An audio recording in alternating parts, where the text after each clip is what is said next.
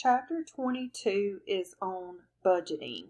Budgets are important for all organizations of all sizes and forms, and in this chapter, we're going to be looking at budgeting for a manufacturing company. Budgeting involves establishing specific goals, which means, for example, how much sales a company wants to have or how much they plan to spend on marketing, and then executing those plans in order to achieve the goals, and then periodically comparing actual results with specific goals.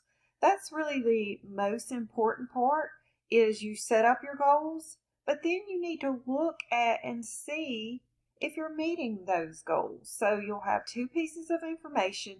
You'll have what you plan to spend with what you actually spent, and you're going to compare the two, and any difference in that will be called a variance.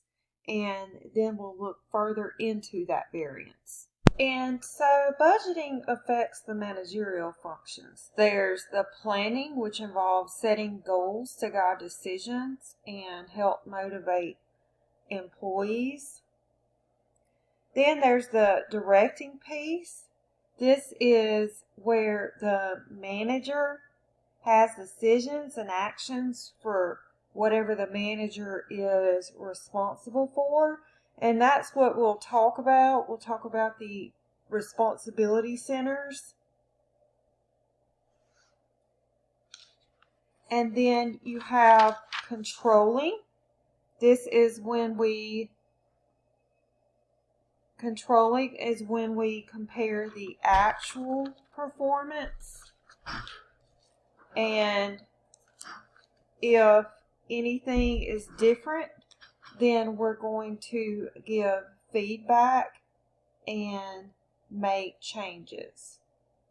This is a visual of these three, and it operates in a circle and just keeps going. You want to continue to always do this, so you're continuously improving and really thinking about each of these pieces.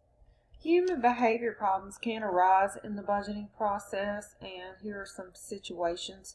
Budgeted goals are set too tight, which are very hard or impossible to achieve. Budgeted goals are set too loose, which are very easy to achieve.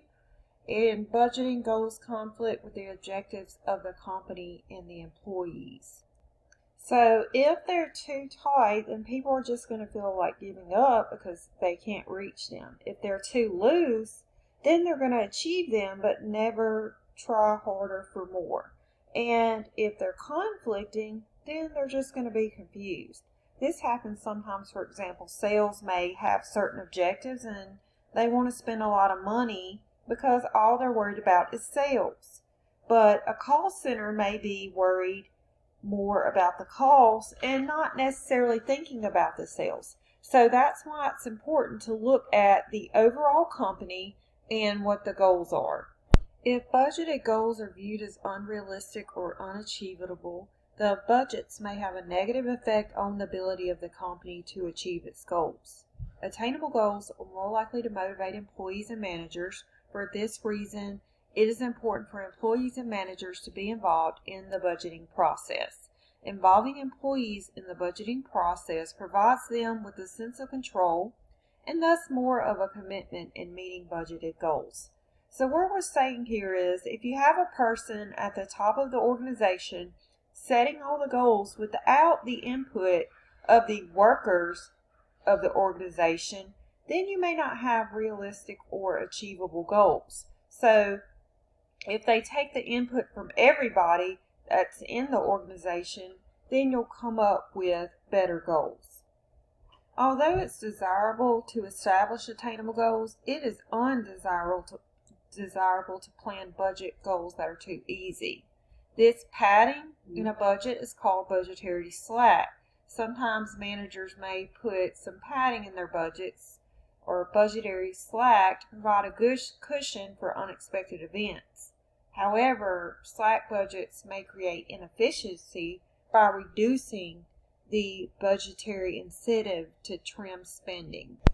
Goal conflict occurs when the employee's or manager's self-interest differs from the company's objective or goals. Assume that the sales department manager is given an increased sales goal. As a result, he or she accepts customers who are poor credit risk. Thus, while the sales department might meet sale goals, the overall firm may suffer reduced profitability from bad debts. So how are we going to keep up with this information? There are budgeting systems, and there's a budgetary period for operating activities that normally includes the fiscal year of a company.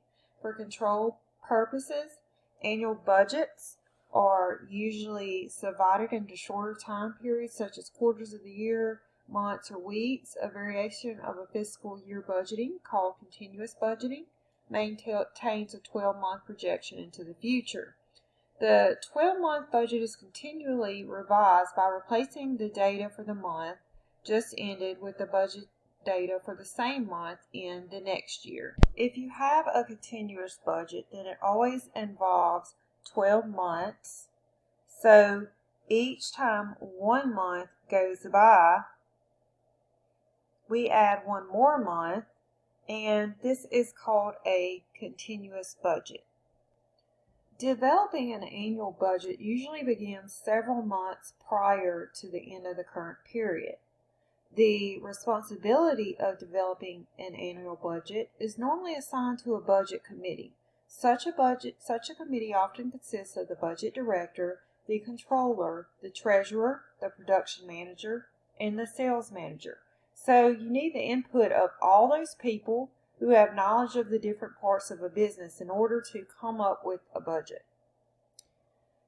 The budget process is monitored and summarized by the accounting department, which reports to the committee. There are several methods of developing budget estimates. One method is called the zero-based budgeting, and it requires managers to estimate sales production and other operating data as though operations are being started for the first time. A more common approach is to start with the last year's budget and revise it for actual results and expected changes for the coming year. Two major budgets using this approach are the static budget and the flexible budget. We will talk about each of those.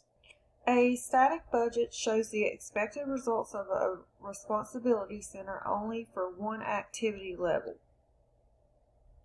So there's a big problem with this in that if you, for example, have more sales, then everything, all your expenses would be expected to go up. But in a static budget, whatever you originally budgeted for is the number you see. And so while your sales may be higher, it's going to look like your expenses were higher. And so it's not as helpful. But it is used by service companies, it's used by government entities, and for some functions of manufacturing companies such as purchasing, engineering, and accounting. Again, a disadvantage is that they do not adjust for changes in activity levels. Okay, so let's look at this one. A static budget could look like this. This is a manufacturing company, and it's talking about an assembly department. And they budgeted for direct labor, electric power, and supervisor salaries for total department costs. Now, the problem is that if they ended up making more than they thought because they ended up selling more than what they had planned, then they would look like they were over budget in these areas when in fact they were just trying to meet demand. A flexible budget shows the expected results of a responsibility center for several activity levels. So it's really a series of static budgets for different levels of activity. So the way you construct a flexible budget is you identify the relevant activity levels, and this could be expressed in units, machine hours, direct labor hours, or some activity base. Then you identify the fixed and variable cost components of the cost being budgeted, and then you prepare the budget for each activity level. You're going to multiply the variable cost per unit by the activity level, and then you're going to add the monthly fixed cost. So let's take a look at what a flexible budget looks like. So here's the different levels of production. What if we made 8,000 units? What if we made 9,000 units? What if we made 10,000 units? And then we adjust direct labor for that, for each level of activity. So you can see then that you wouldn't be penalized in your budget for just actually making more. Yes, my direct labor went up because we produced more. This is why a flexible budget can be so much more beneficial. So how would you calculate that? Well, all you would do is say, I know my direct labor was $5 per unit. So $5 times 8,000, $5 times 9,000, and $5 times 10,000. And that gets you your direct labor. Electric power is 50 cents per unit, so 50 cents times 8,000, 50 cents times 9,000, 50 cents times 10,000, and that gets you to your total variable costs. Fixed costs don't change with the level of production, so these numbers don't change because they're fixed. With a flexible budget, actual costs can be compared to the budgeted costs for actual activity. Because the flexible budget adjusts for changes in the level of activity, it is much more accurate and useful than the static budget. Flexible budgets can be used in service businesses when the variable costs can be associated to an activity. For example, hospital room expenses are related to the number of patients, or transportation fuel costs are related to the number of miles. So in a static and flexible budget, we can see then that when we come to that very important third step of comparing actual to budgeted results, we get better information here. So here we had a static budget and we compared it to actual results. It looks like we are $10,800 over budget, but in reality, that is just because we produced more units than we budgeted for, not because we spent more money than we planned. So, for example, if we had a flexible budget, we originally budgeted this amount, but instead of making 8,000 units, we made 10,000 units. When we adjust for the increase in activity, we find that we were actually under budget by $200. So this is an example exercise. Pause this, work it, check it with the answer, and let me know if you have any questions.